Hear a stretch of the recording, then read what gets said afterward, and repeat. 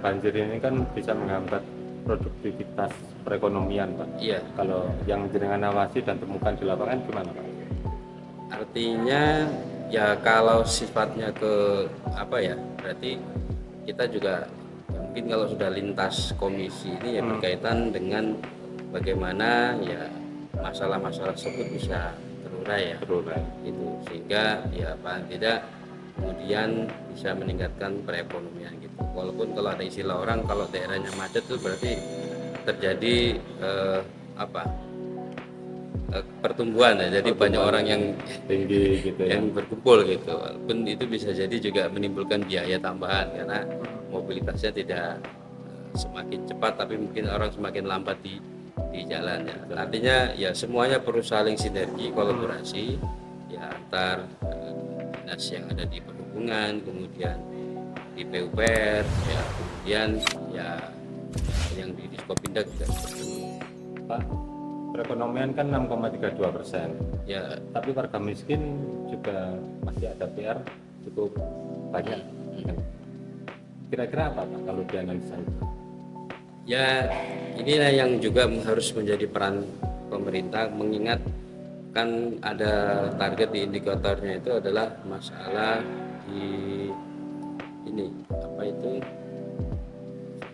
kesenjangan ya antara yang kaya dengan yang miskin. Istilahnya itu apa ya, artinya di Malang pun juga terjadi gitu. Ya, gini rasio. Gini rasio ya, itu juga menjadi PR. Berarti juga menciptakan bagaimana agar kesempatan buat masyarakat itu mendapatkan pekerjaan kan juga harus seperti mungkin selain pemerintah, terutama kalau yang kemiskinan ekstrim kan ya mungkin dia sudah tidak akan mungkin bisa bekerja ya, sehingga dia juga harus intervensi melalui selain pemberian makanan mungkin ada pemberian uang memang ya, sehingga dia tetap bisa bertahan.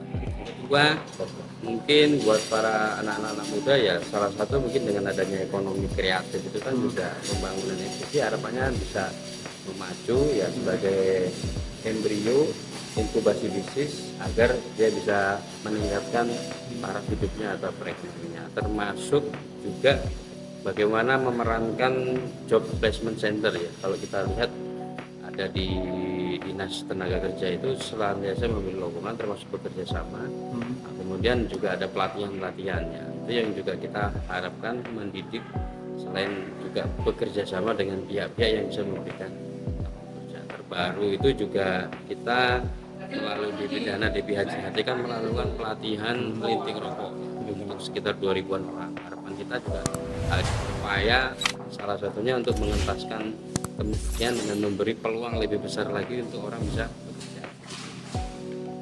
Pak, APBD tahun 2024 itu arahnya nanti kemana, Pak? Terobosan apa untuk mendongkrak perekonomian, Pak?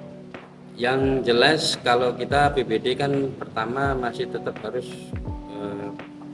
digunakan untuk kebutuhan SPM ya, standar pelayanan minimal. Artinya itu kan mandatori dari pusat ya, jadi seperti dana pendidikan, kesehatan, infrastruktur, kelurahan. Nah, sehingga itu yang tetap harus dilakukan. Kemudian yang selanjutnya ya baru kemudian masuk ke hal-hal yang sifatnya sekunder ya, seperti masalah. Nah, kemudian ya kita tetap ya berupaya ya agar satu APBD ini bisa digunakan yang intinya di dalam pelaksanaannya belanja barang dan jasanya itu melibatkan masyarakat yang itu bisa digunakan. Contohnya mungkin tetap porsi belanjanya itu ya, karena kalau untuk peruntukannya memang rata-rata kita belum bisa mempunyai dana yang banyak yang lebih sehingga bisa membuat banyak hal-hal kegiatan gitu. Jadi sudah habis untuk hal-hal yang rutinitas gitu.